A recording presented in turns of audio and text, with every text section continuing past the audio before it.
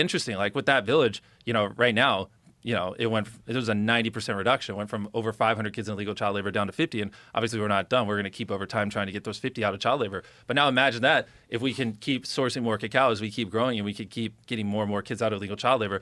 And then eventually, because, I have over 1 billion followers across all my platforms, I can show these case studies and then just berate Big Chocolate into switching over, because they make billions of dollars a year in profit. They don't have to use child labor. And, and I think step one is showing that it's actually possible to not use it, because right now, technically, there's not really a way you could Well, I think what's really important is getting people to understand that that's happening. Exactly. And you talking about it right now people will be aware of it, because I think the vast majority of people, me included, were not aware. I know. So then they hear it, they go, wait, hold on.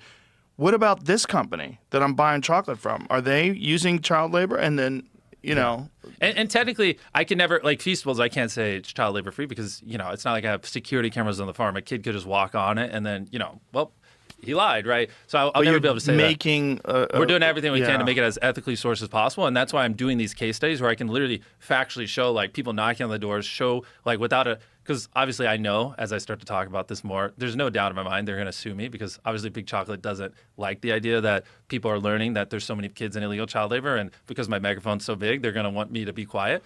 But in a perfect world, they'd hear these messages and they would have a soul and be like, you're right. We shouldn't make billions of dollars in profit off the back of little kids. Let's just put a